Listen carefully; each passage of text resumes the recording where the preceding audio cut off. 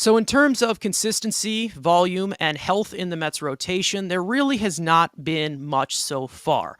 But there has been one arm that has been doing that, that being Tylor Megill. Through his first 3 starts, Megill has posted 16 innings pitched, 12 hits, 4 earned runs, 7 walks, and 13 strikeouts. Megill was originally supposed to be the opening day starter in AAA Syracuse, but the injury to Justin Verlander inserted him into the starting rotation in the majors. Last year, Megill started on opening day and dominated the Nationals, but did hit quite the tailspin with multiple IL stints. So the question here is, how much can you trust Tylor Megill? Now, before I start this, I'm going to go through the checklist, all right? He's definitely the next Jacob deGrom because he's always hurt. He gets off to a great start, and he gets barreled, even though I have no idea what a barrel really is. His Sierra is too high, even though I don't know what Sierra is either, and it's been outdated for almost 2 years now. Remember that one time he gave up that insert exaggeration here, insert useless narrative with no foundation, and insert loose comparison to David Peterson here. So there you go, viewers.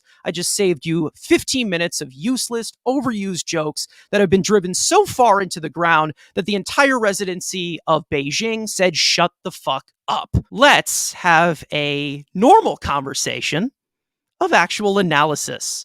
Frank, I'll start with you. How much do you trust Tylor Megill? Well, you don't have a choice. He's going to be here. He's going to be in the rotation. I mean, between the one old guy who's hurt, the other old guy who's hurt, we'll get to. Quintana, you don't know if you're going to see him. Carrasco, I have no faith in him. So by default, Megill has to be in the rotation.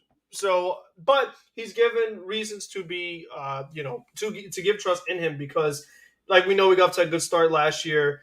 Injuries, inconsistencies, those things happen. So I always say to Megill, it's a matter of staying healthy.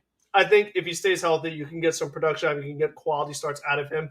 And again, it's like with the status of Quintana, will this rotation ever be 100%? Probably not. But I will say that in the short sample size, if I had to make a roster decision, I had to cut a guy between Megill and Carrasco, it's like I said earlier, I got to be consistent. Megill has the higher upside.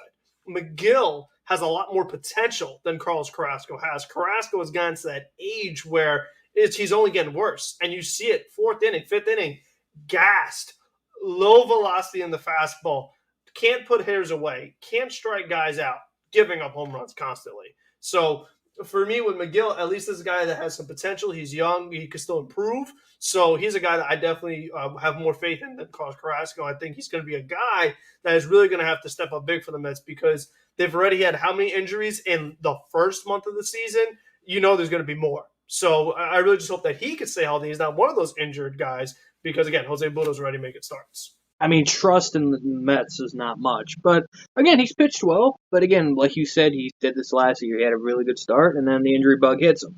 He is what he is. Again, he can give you 5 or 6 innings. He's going to look good at starts. He's going to look bad at starts. Again, he's what expected. He's a 4. On a good team, he's a 4 or 5. On this team, he has to be the number 2 at this point because Max Scherzer's now got that. Obviously, Quintana's already dead. Verlander's already dead. So he's the number 2. Again, he's a nice pitcher. He's not going to be this top of the rotation guy. He's a guy you put in the middle of the rotation with another group of nice young arms. I thought we went through this checklist already. I thought we already did it. I didn't say I'm a jug. Again, can you trust him? No, because you've seen this before. He's had a good start. We'll see. He is what he is. Do I trust him now? Like you said, like Frank said, I trust him more than Carrasco. Obviously, we trust him more than Jose Quintana and trust him more than David Peterson. But again, that's the thin line where you have to trust him because he's your only option. Where, Dylan Bundy's giving up 10 runs with 14 hits allowed today or whatever the hell he had in his Syracuse debut. He's the next one up in the rotation if Tylor Megill. So you have to trust Tylor Megill because there's no other option. He does have upside. Again, like Frank said, he still has some upside to fifth bill. I don't believe it's higher than some, but again, do I trust him? I have to. Because again, he's the only option because this team now for some reason cannot develop any starting pitching prospects. They're a hitting factory now. They can't develop any other arms. So I have to trust Tylor Megill because there is no other options. I've gotten some of what the Tylor Megill I've wanted, but I still Still a little too many walks. I will say it's not more really than the walks. usual. It's just there's a few things I just don't like. Fastball command's a little iffy, and he's got command of his slider, but it just does not have the same shape it had last year. I'd love to see him throw a cutter again. For some reason, I'd love to see him develop some kind of Senga cutter. That'd be so cool. But I don't really feel good about the Dodgers. I'd love to see him at one point sitting at 97 and 98, but that's a long way down. I think he needs to, build the conditioning, in his arm and actually, pitch actual innings. And speaking of his first start that he had 91 pitches, the next start 88 pitches, the next start 81 pitches. Buck Showalter, let this guy throw, please. I understand he's got the injury concerns, but let the guy throw. Let him get some innings on his arm so you can see that he can actually handle it. I don't want to see this guy actually in the rotation all year, and at the end of the year, he has 110 innings. Let the guy pitch. Please let the guy pitch. What are you shaking your head at? Let the guy pitch. He's been 5 and fly because he doesn't let the guy pitch. That's why. Let him get to his 100 pitches. Please do. Okay? They should not have a longer leash on the veterans than the actual young guys who don't have as much mileage on their arm. If he's pitching well, let him continue to go.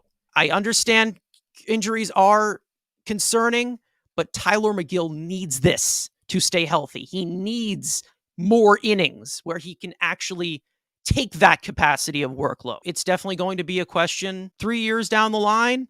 Are you okay with him moving into maybe the 2 spot if he does develop here? Because again, what do you got right now? Remember, Verlander, Scherzer, they're not going to be here forever. Quintana, who knows if he even pitches an inning for the Mets ever. Senga's 30. I mean, he'll be here for a while, but he's 30. I mean, He could opt out. He could opt out too. So it's not like a lot of these pitchers are here. Tylor Megill's under control, and if he does start to pitch well, how much could they actually push it? Could he turn into a frontline starter? End of the day, he's pitched well so far, but there's still some stuff that I got to see. He's still got a long way to go until he's the Cy Young Award winner at the end of the year.